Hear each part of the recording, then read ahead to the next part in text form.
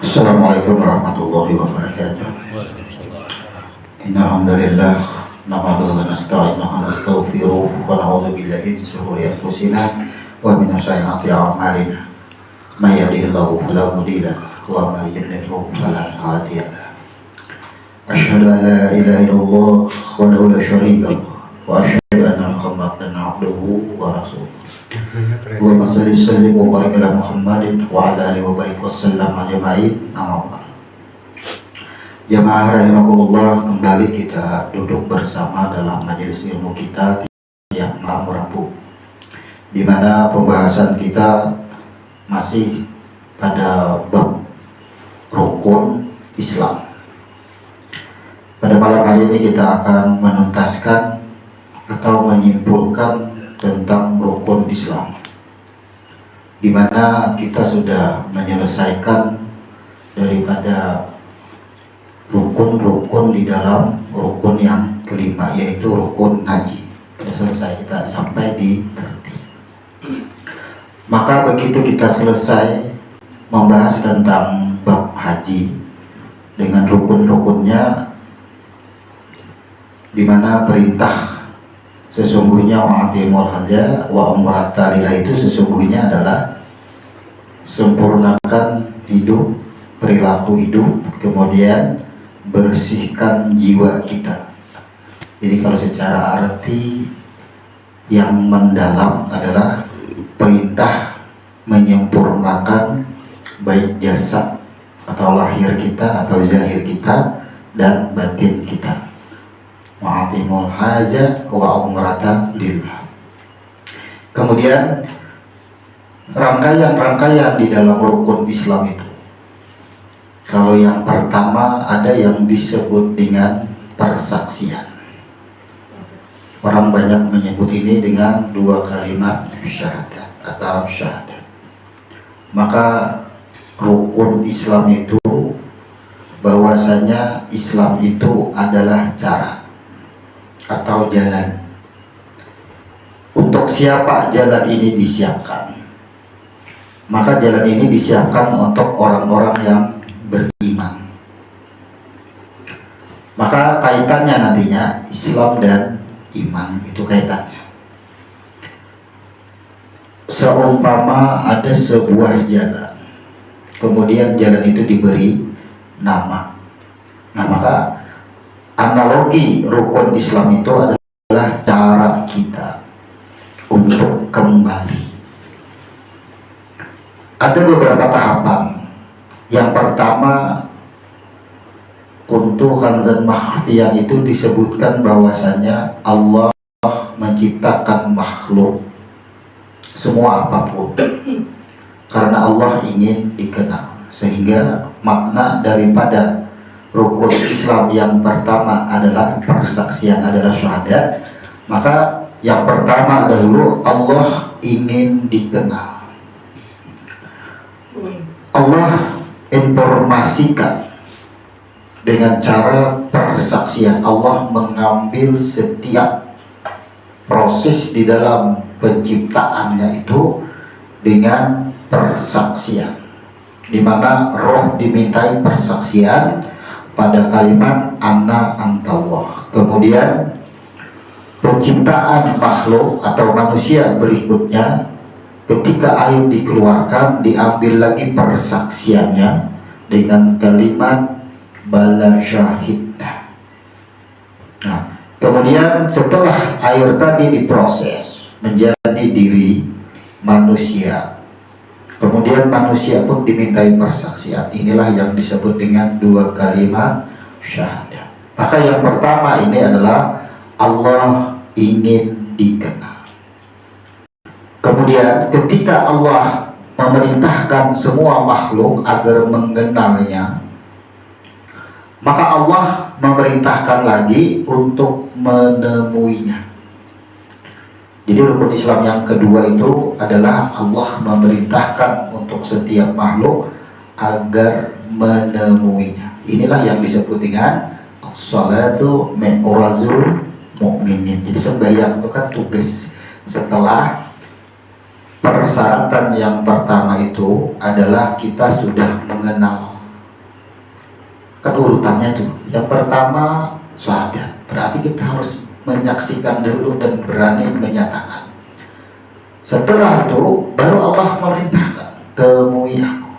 As-salatu mi'razul mu'minin. Kemudian setelah kita bertemu dengan Allah, yang disebut di dalam ilmu fikih yaitu dengan shalah. Inilah sebutan bahwasanya di beberapa redaksi dan di beberapa tafsir hampir sama semua menjelaskan bahwasanya amal pertama yang dihisab adalah sholat. Apabila sholatnya benar, maka semuanya yang lain termasuk tadi syahadatnya, kemudian puasanya, zakatnya, hajinya pun akan dianggap benar apabila sholatnya dinyatakan benar atau tepat. Coba kita ambil suatu analogi. Kalau orang bersaksi atau orang bersyahadat itu membaca, namanya kita semua nih, tiap hari itu berapa kali bersyahadat? Umpama rutin aja menggawi sholat 5 waktu, berarti syahadatnya satu waktu itu adalah 2 kali itu, ya, tahiyat awal dan tahiyat akhir. Maka sehari 10 kali itu. Belum lagi setelah selesai salat tambahan-tambahannya kan banyak tuh syahadat. Belum lagi setelah berwudu syahadat 2. Jadi sehari itu ada hitungan syahadat. Nah, coba kita telah orang yang membaca syahadat, bukan yang bersyahadat. Orang yang membaca syahadat, nyatalah ia bertemu dengan Tuhan. Maka as-salatu mi'razul mu'minin. Apabila salatnya benar, maka amalan yang lain dianggap benar. Nah, sekarang orang bersyahadat, baca syahadat itu kira-kira bertamuan lah. Itu dulu. Kemudian orang yang mengerjakan puasa, bertamuan juga lah. Tapi belum tentu juga. Kemudian orang yang mengeluarkan zakat, pastilah juga bertamuan, belum tentu juga. Kemudian orang yang mengerjakan haji, pastilah bertamuan, belum tentu. Artinya orang-orang yang mengerjakan secara syariat, semua yang disebut dengan amal ibadah, belum tentu ia bertemu. Inilah makna atau arti yang sesungguhnya apabila sholatnya benar. Makanya sholat dulu itu, bertamuannya dahulu. Nah, iya, itu maksudnya. Kalau kita belum mengenal, belum bertemu, kada akan bisa. Maka rangkaian bertemunya inilah yang harus, dan ini sudah kita pelajari semua. Maka ketika kita berkata, ada di dalam Al-Isra ayat 36 kalau tidak salah itu, janganlah kamu berkata-kata yang kamu tidak mengetahui, wala taqfu ma laisa laka bihi ilm. Janganlah kamu berkata-kata apa yang kamu tidak ketahui. Maksudnya apa? Kalau orang fikih ahli terjemah, ia berkata-kata itu hanya yang tahu, beritanya tahu, kan fikih. Nah, nantinya kita akan jelaskan ayat ini berkenaan dengan bagaimana rangkaian kaitan rukun Islam dan rukun iman. Karena iman ini kan orang yang menjalaninya. Islam disiapkan bagi orang-orang yang beriman atau cara kembali. Nah, ini yang harus kita bahas. Kita belajar apapun, kalau sholatnya bukan benar, salatnya gerakan dan bacaannya, tapi sholat itu adalah bertemunya seorang hamba dengan Tuhannya. Itu yang lebih utama. Bertemunya adalah rangkaian bertemunya ini dimaknai dengan secara jahir. Mata yang jahir bisa bertemu melihat, atau tubuh yang jahir bertemu dengan Tuhan. Itu kan kada mungkin. Bukan itu. Bertemu itu menemukan sesuatu itu pada titik asalnya. Contoh, Kalau wadai itu dibuat daripada tepung, sedangkan tepung itu daripada beras. Ketika wadai itu sudah jadi sehingga bernama ada roti lah, ada pais, maka kita temukan, kembalikanlah wadai ini kepada tepung. Maka tepung itulah sudah bertemu dengan beras yang sama. Kita ini terbuat dari mana? Semuanya adalah daripada nur. Ketika kita berbicara nur, jangan membayangkan seperti apa bentuk nur, jangan menghayalkan seperti apa bentuk nur, karena nur adalah menyangkut roh, dan itu urusan jat sudah. Sedangkan ciptaan manusia pun, olahan manusia seperti setrum, adalah yang mampu melihat setrum. Kan ada yang mampu. Setrum kan dibuat oleh manusia, adalah yang mampu kali bisa. Seperti apa sih bentuknya setrum? Tidak ada. Tidak ada yang menyatakan seperti apa bentuknya. Ini sama. Maka orang-orang yang masih menghayalkan dan mencari bagaimana nur bentuknya, berarti itu masih di kehambahan, masih belum bisa bertemu dengan Tuhan. Inilah maksudnya, janganlah kamu berkata-kata apa yang tidak kamu ketahui. Itu maksudnya tadi. Sekarang kita mulai akan membahas dengan ilmu huruf tentang Islam dan iman. Pertama-tama dulu yaitu Islam.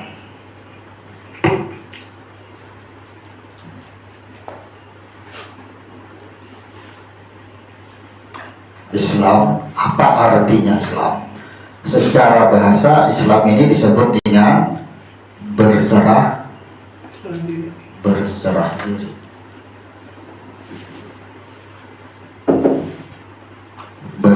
diri. Nah, sekarang kita akan memulai membahas satu persatu apa yang disebut dengan Islam itu sendiri. Kita pecahkan dulu dari alif. Alif adalah simbol atau lambang daripada nafas. Maka ini menyangkut roh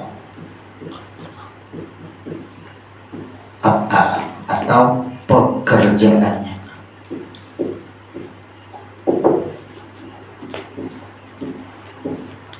Af'alnya. Kemudian shin artinya diri, susunan diri.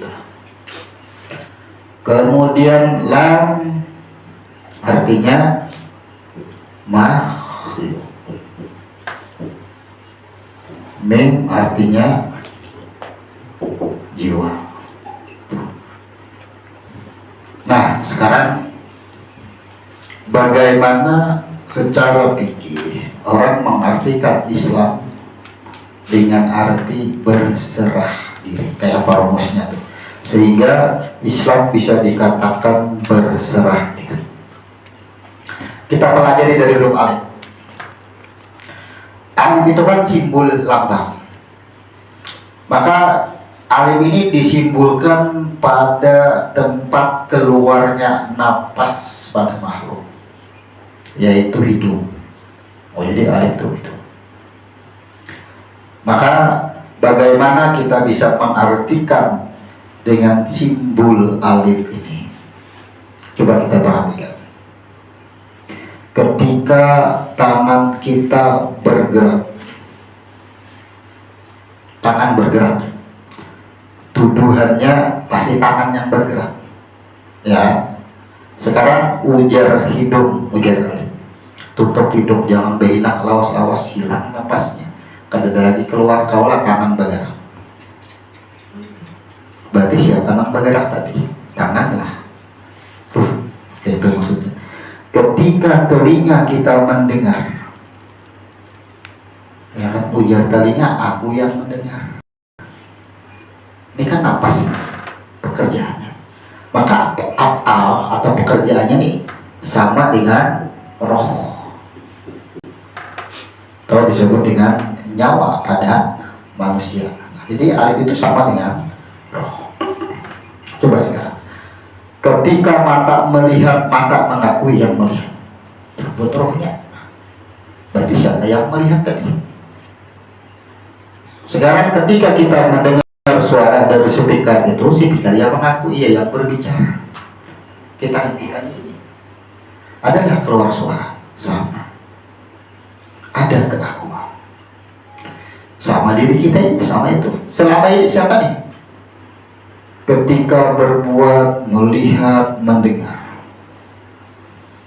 Kemana tuduhannya? Bila langsung ke sini, itu marahnya bertemu. Itu bertemu marahnya. Ada keakuan diri kita, lakukan ya, kita berlaku setiap hari seperti biasa. Lakukan apapun.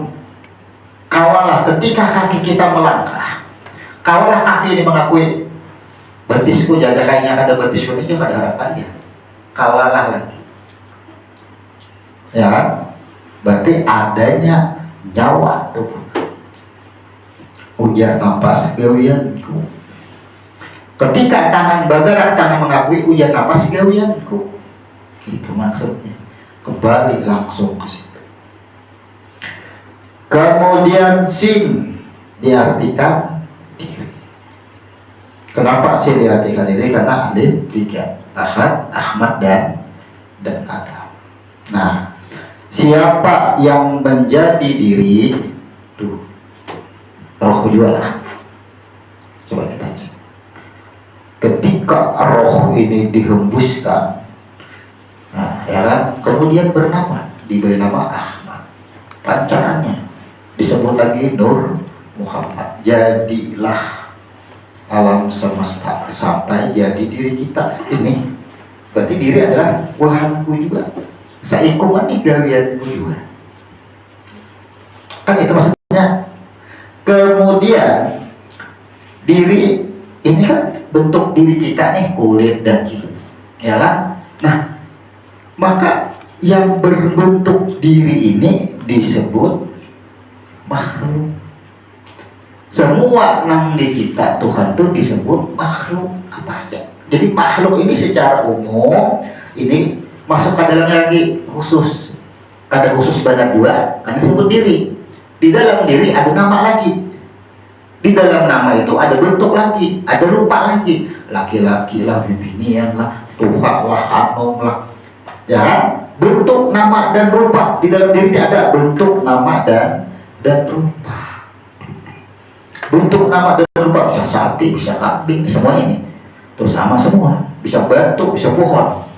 Itu maksudnya roh dari semua. Kesemuanya disebut dengan makhluk. Nah, kemudian apa peran mim yang disebut dengan Islam? Maka artinya ketika roh masuk ke dalam diri, masuk ke dalam batang tubuh, tetap ia tidak keluar. Ia hukumnya adalah tetap makhluk. Maka ketika masuk ke dalam batang tubuh, nyawa atau roh tadi disebut dengan jiwa. Ini kalau pada manusia disebut dengan otak.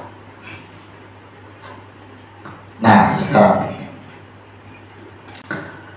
Islam itu kan tadi diartikan berserah diri, apa yang kita serahkan. Begitu kita meyakini diri kita itu dari mana nih asalnya? Daripada roh. Apakah itu tidak disebut dengan berserah diri? Kemudian di dalam kehidupan kita, jadi antara sin dan lam ini sama dengan satu kesatuan. Ini sebutan menyeluruhnya, ini di dalam yang menyeluruhnya tadi. Ya kan, kita sebenarnya adalah makhluk, ya kan, itu maksudnya. Dari makhluk itu terdiri nama, bentuk, dan rupa lagi. Nah, sekarang berserah diri itu menyerahkan nama, bentuk, dan rupa. Begini cara. Apakah kita ini disebut Islam?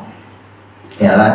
Islam kalau ditulis bisa salim ya kan? Selamat. Salam, selamat. Islam itu pasti selamat, nang bujur Islam. Kita koreksi amalan kita. Karena Islam adalah jalan kembali. Bagaimana kita menjalani Islam ini? Coba kita cek. Satu. Nyatakan bahwasanya semua berakar daripada roh. Apa aja? Diri kita termasuk. Sekarang diri ini, nah, diri ini menerima apa yang diterima adalah rasa manis, menerima rasa pahit,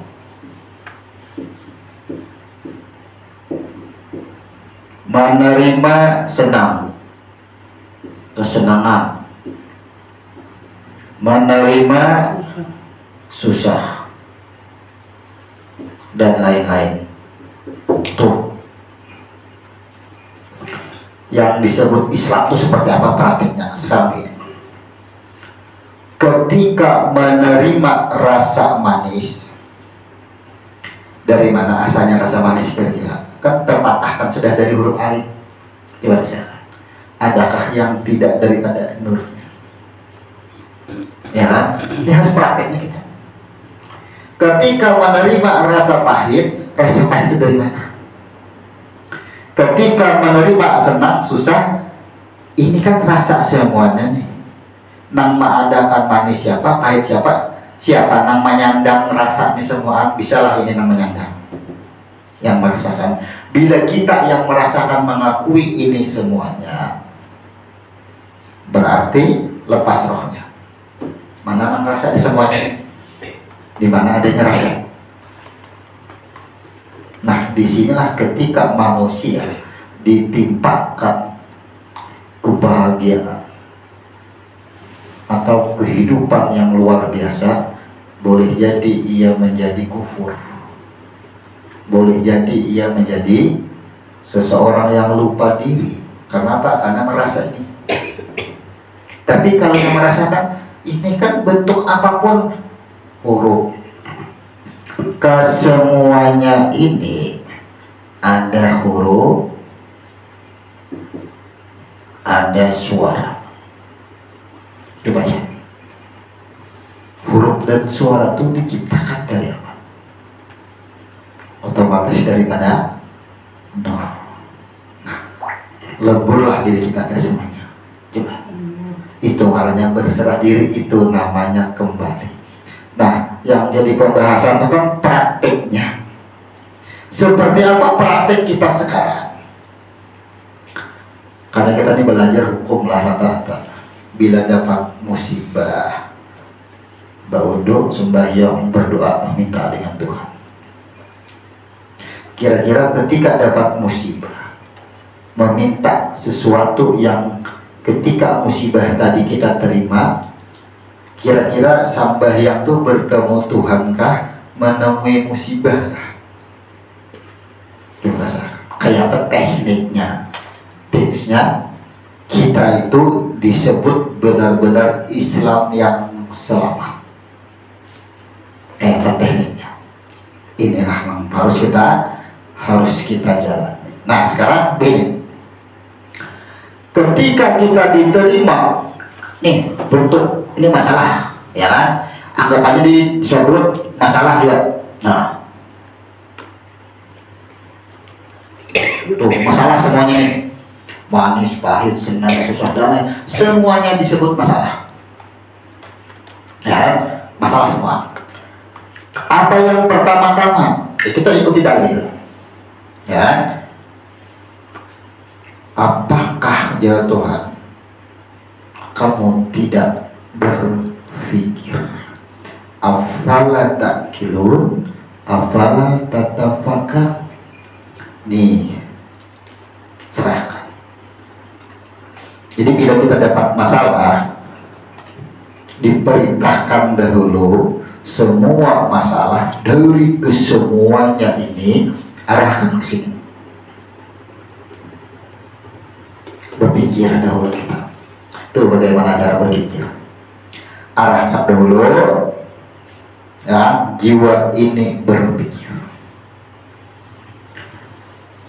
Dapat masalah senang, dapat masalah sesuatu yang kita sebut pahit atau yang himong benar kita, ya kan? Kita pikir dengan otak, kenapa aku dapat musibah begini? Karena begini. Kenapa aku dapat duit banyak? Karena aku bekerja.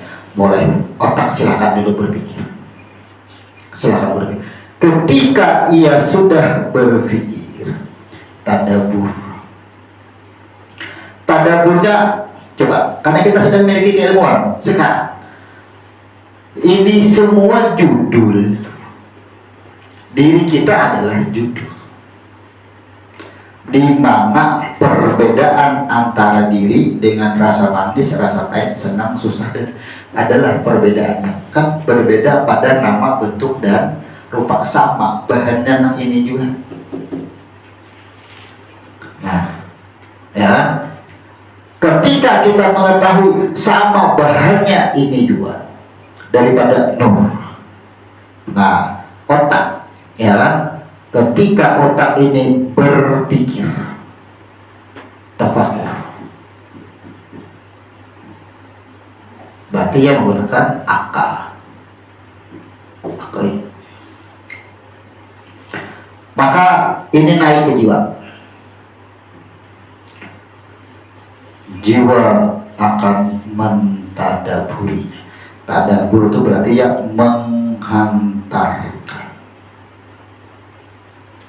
langsung dihantar. Semua barang ini dihantarlah ke roh purbalik. Nah, antar afalnya tulislah. Bahkan ketika dihantar ke afalnya, bahkan kembali ke roh, sama kembali ke nur. Inilah kalau dalam Al-Quran disebut wasta'inu bis sabri. Ketika kita dapat masalah, nih, pikirkan, tadabburi. Ini juga asalnya. Nah, baru disebut Islam. Tapi kebanyakan kita praktiknya ketika dapat masalah, otak berpikir, larinya kemana? Larinya dari sini, larinya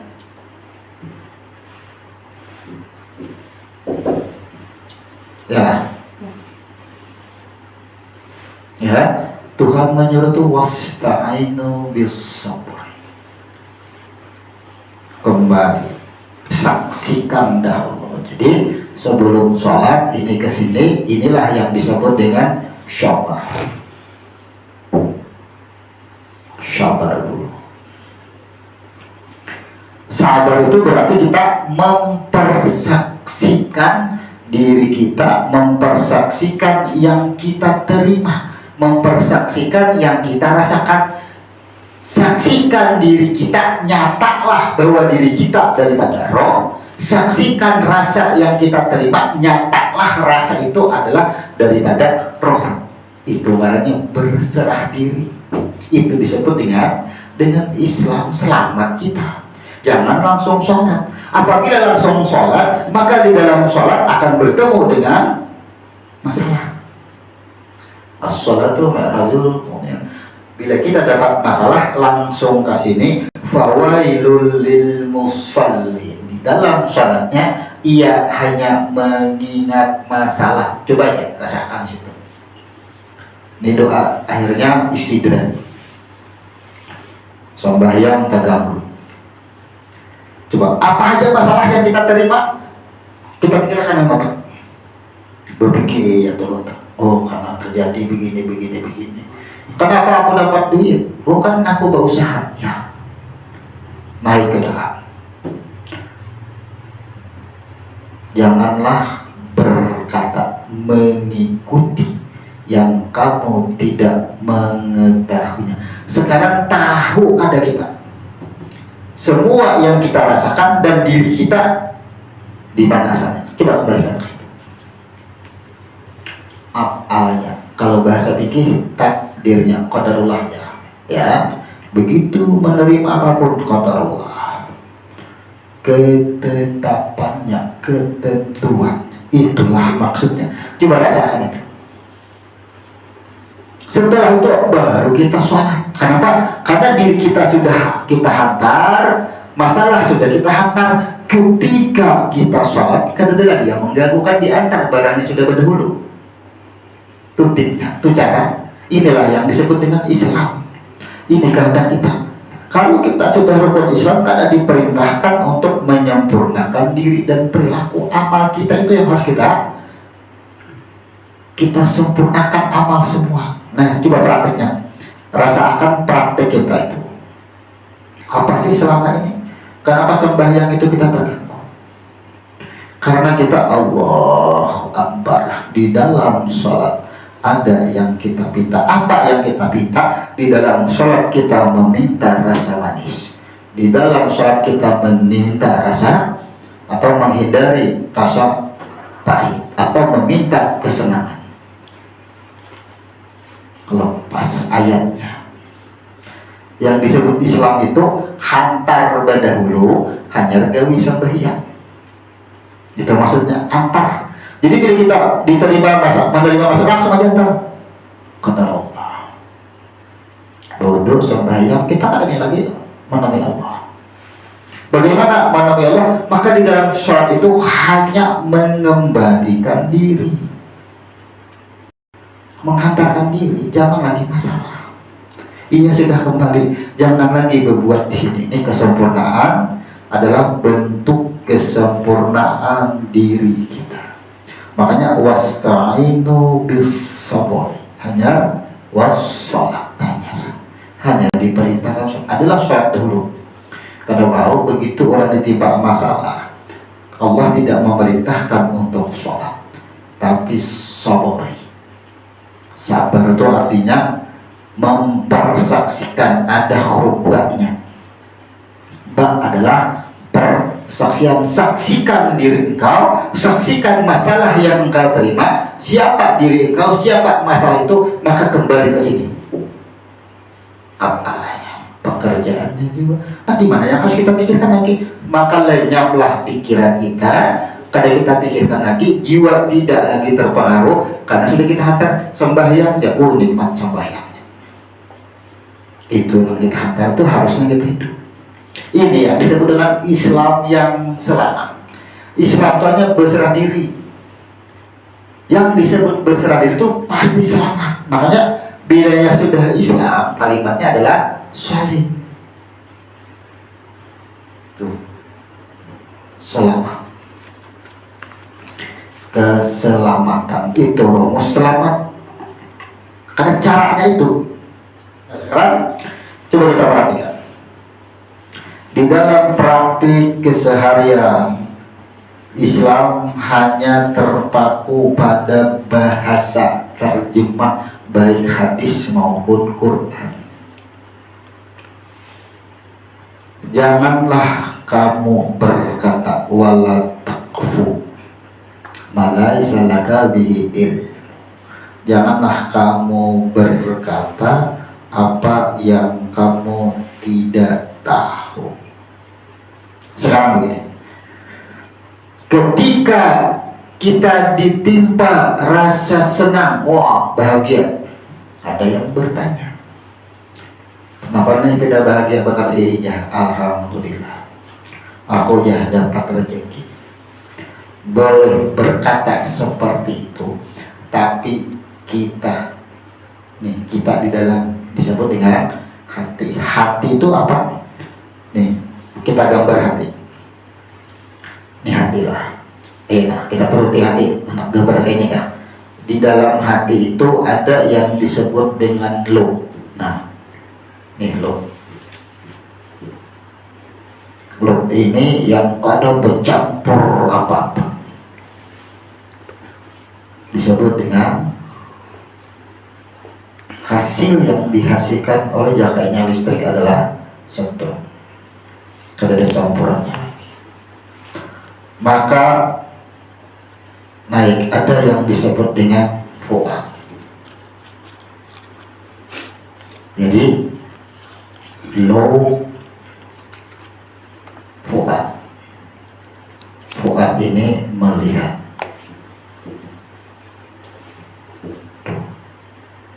Kalau love ini adalah sesuatu yang bersangkutan langsung setrum dengan yang kanan itu sama. Artinya ini murni, kemurnian. Nah sekarang mana yang disebut hati? Maka hati itu adalah yang membungkus ini ke semuanya nih. Nah, tuh, ini yang disebut qalb. Jadi ini namanya qalb. Qalb ini mengetahui. Nah, ini kayak begitu caranya. Kita harus membaca.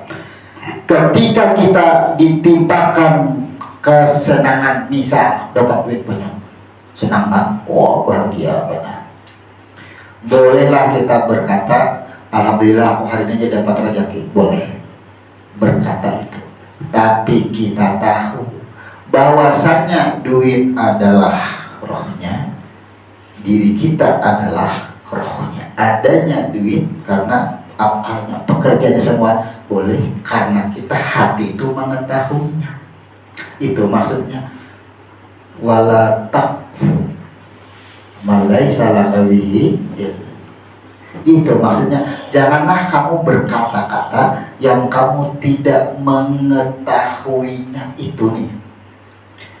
Siapa yang bergerak ya? Tangan. Boleh berkata itu, tapi kita tahu, ya kan? Di mana tahunya? Kalau tangan ini kadang bisa bergerak kalau tidak ada nafas, tidak ada roh, tidak ada nyawa. Itu maksudnya boleh kita berkata itu maksudnya. Janganlah kamu mendengar, janganlah kamu melihat. Apanya kita harus tahu, jangan sembarang melihat, itu maksudnya. Nah, itu tafsirnya. Kita bebas berlaku seperti biasa. Inilah pentingnya kita belajar, karena kita tahu siapa senang, siapa susah. Ini juga apa itu? Kesenangan. Apa itu? Pahit. Apa itu? Manis. Silahkan katakan itu. Tapi kita sudah mengetahui siapa itu sesungguhnya. Nah itu maksudnya. Bila kita sudah tahu mengetahuinya, ini dihantarkan sudah semuanya ke roh. Lapas kita di sini. Makanya ini kita garis dulu nama. Ini coba. Maka di dalam sholat ini kita benar-benar masalah ini sudah kita hantar ke sini dulu. Hanya Allahu Akbar tuh rasakan di dalam sholat tidak ada lagi ancaman fawailul lil musallin, tidak ada lagi ancamannya. Tapi bila di dalam sholat ya Allah, ya. Apalagi nah kita sudah belajar hukum iyyaka na'budu wa iyyaka nasta'in, tuh masalah ada di sini ujungnya. Ya, coba kita rasakan. Apakah ini bertentangan dengan cara fikih? Tidak ada bertentangan.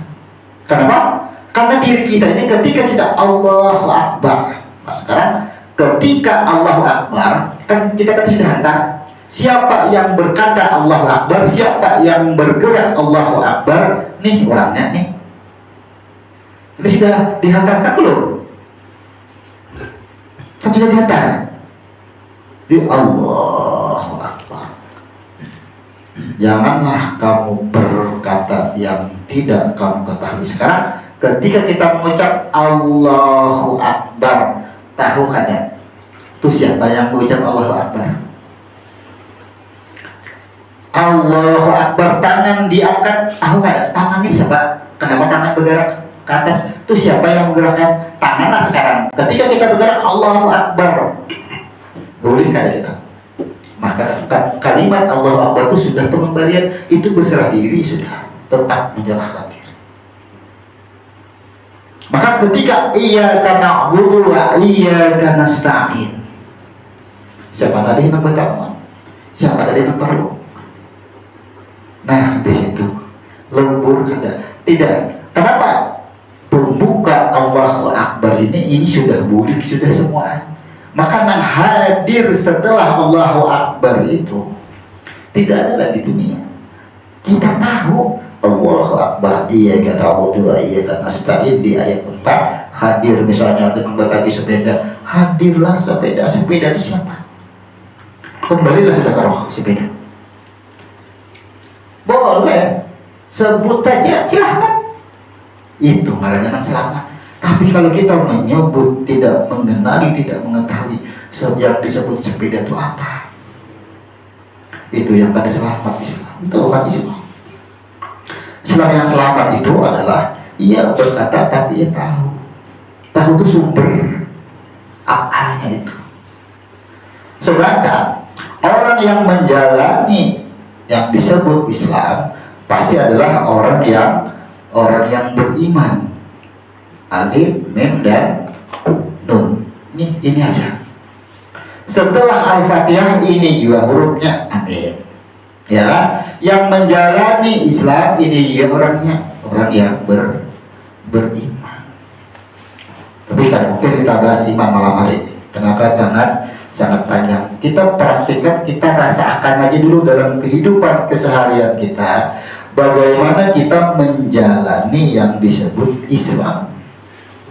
Islam itu kan cara atau jalan bagi diri untuk kembali. Maka yakini semua yang kita dengar, semua yang kita lakukan, semua yang kita lihat ada nama, ada bentuk, ada rupa. Ini tahap pengamalan kita. Bisakah kita itu terhindar dari fawailul lil musallin? Bisakah kita terhindar? Usahakan itu terhindar. Makanya ilmu akan terasah. Semakin banyak yang kita terima dalam kehidupan, maka ketika kita mengamalkan, kita akan lebih mudah. Kenapa terima harus berdoa? Tapi karena seiring waktu berjalan, leburnya diri kita, kembalinya diri kita, maka akan apapun yang masuk kepada diri kita, ia akan mengikuti kembali ke asal. Maka di dalam sholat perintah Nabi sudah kosong sudah. Siapa yang bergerak tadi, siapa yang disebut-sebut itu kan ada lagi, karena sudah tersebut di dalam. Sehingga ketika kita menyebut tadi, kada akan tersebut urusan dunia lagi. Karena itu tidak harus disebut dunia. Inilah yang disebut dunia tipu daya. Itu amaliyahnya. Jadi karena kita kan diminta ke rumah haji sudah. Amaliyahnya kayak apa aja? Ya, amaliyah kita keseharian tuh kayak apa? Oh, jadi kita kayak biasa aja juga. Cuma patokannya jangan berkata apapun yang kita tidak tahu. Tuh maksudnya apa? Nih, kita seperti biasa, tapi kita harus kembali terus. Takluknya kemana? Ke ilmu. Makanya di Quran itu kan laka bihi ilmu mengetahui, maka takluk kepada hati itu urusannya. Misalnya parut lapar ya, kan kita menuduh parut yang lapar ya, boleh berkata itu, tapi kita tahu itu adalah rasa itu adalah rohnya, nurnya jiwa. Nah ini yang disebut Islam. Rukun Islam ada 5. Coba kita perhatikan.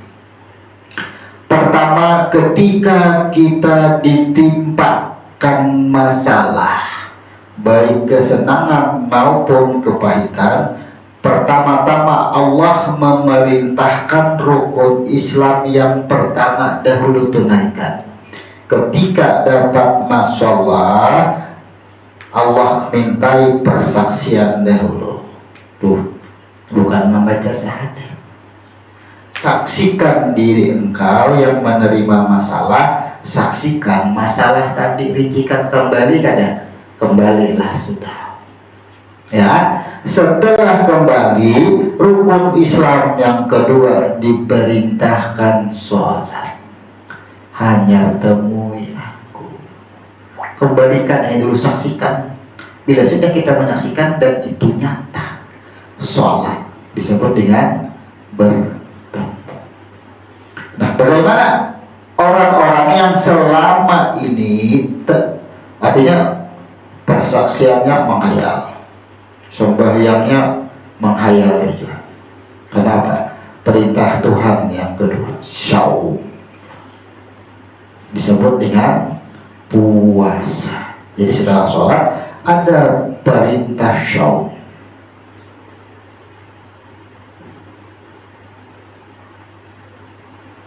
Puasa. Saum adalah bersihkan jiwa. Jadi orang puasa itu membersihkan jiwa. Kenapa aja? Bila dapat masalah, ya kan, sembahyang sudah apa aja digawi kada mau kabul. Kenapa? Karena kita ada bertamuan. Coba tamu itu Tuhan. Jangan diri kita aja yang ditemukan masalah pun harus dihantar juga. Itu kan ditemukan. Kenapa kan terjadi itu? Apa perintahnya? Bersihkan jiwa. Disebut dengan syaum. Maka syaum itu adalah membersihkan jiwa. Puasa sudah juga kada kawal juga ya. Kada mau jadi juga, turunlah diperintah apa diperintahkan oleh Allah. Disebut dengan zakat. Tuh, keluarkan zakat berarti zakat ini menghalangi juga bersihkan dunia. Zakat itu kan membersihkan zahir kita. Makanya aku saja mengeluarkan zakat atas badan. Ya. Puasa rohnya, ini badannya. Jadi puasa ini jiwa adalah nyawa. Nyawa adalah roh. Zakat ini adalah tubuh. Tuh, kotor, membersihkan tubuh kita dengan zakat. Jadi zakat itu kan urusan dunia ya, penghasilan. Jadi cek orang-orang apa aja sarapan lagi lambat, kita perhatikan di zakat.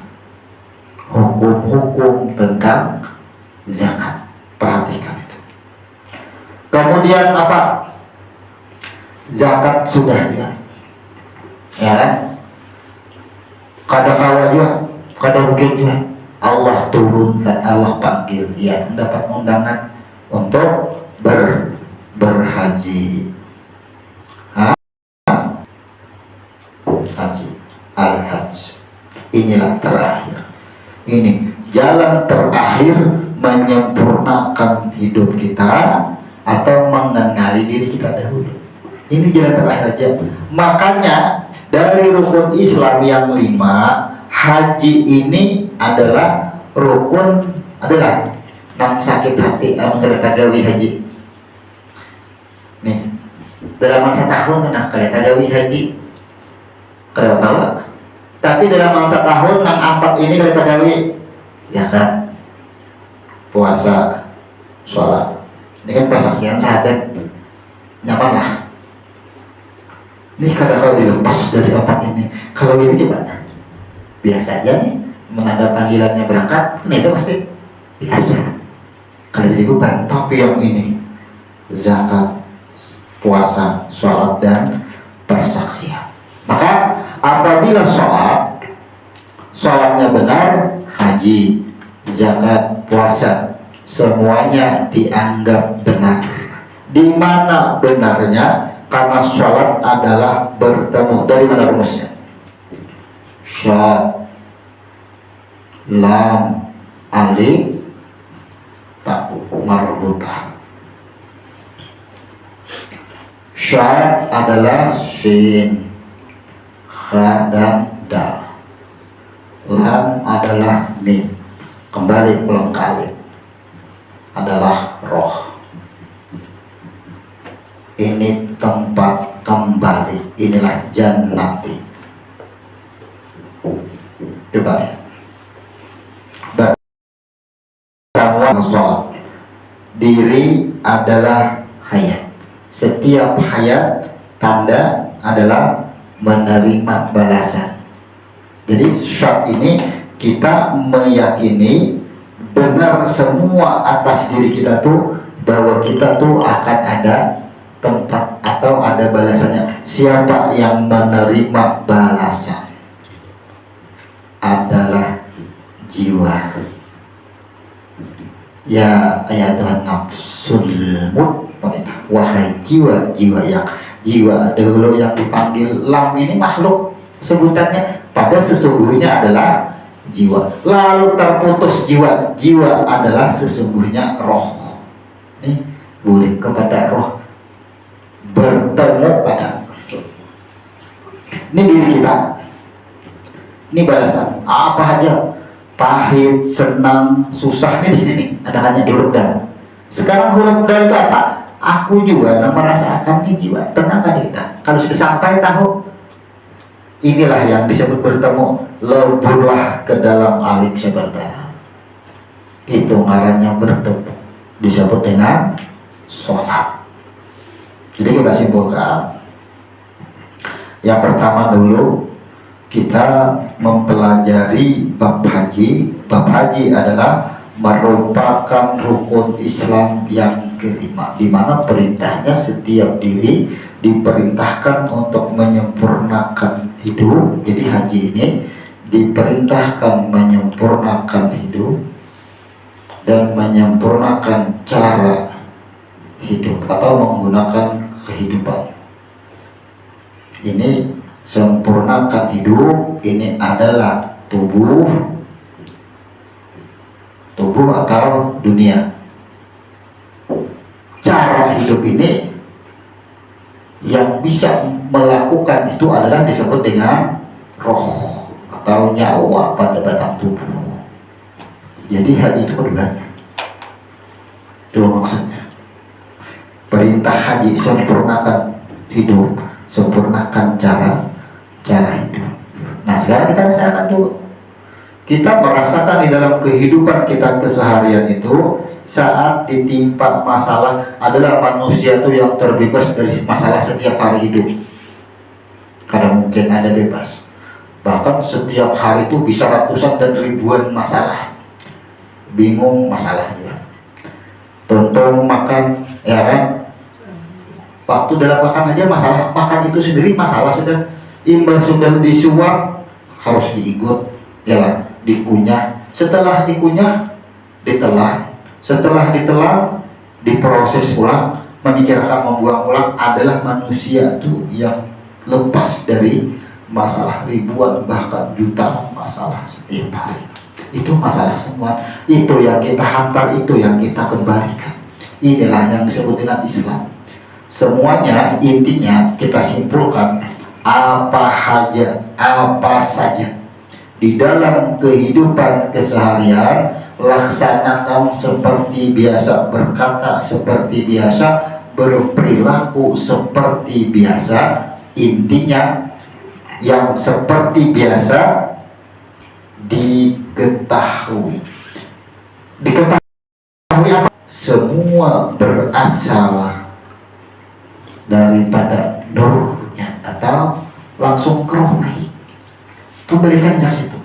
Maka lakukan penyelesaiannya seperti biasa. Bentuk penyelesaian itu pun adalah rohnya. Satu jadinya. Maulah kedua. Tidak. Kadang mau kedua, apa aja yang kita makan, bodrek kah, parami kah, ibarat sakit kepala. Kadang mau kedua, nasi kah, apa? Kadang mau kedua, karenanya lebur ke dalam semua. Itu Islam. Jadi tidak ada antara syariat dan makrifat itu bertolak belakang atau dibenturkan. Cuma syariat itulah kita leburkan. Syariat itu adalah sesuatu. Ini syariat nih. Masalah itu disebut dengan syariat.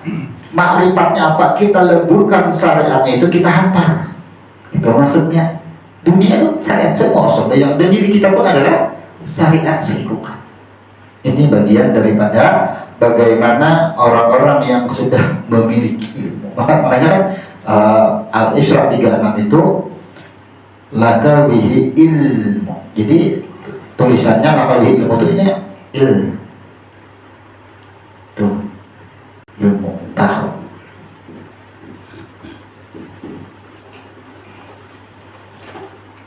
Kalau bahasanya kan ada juga dari bahasa Inggris sebut dengan alim ya.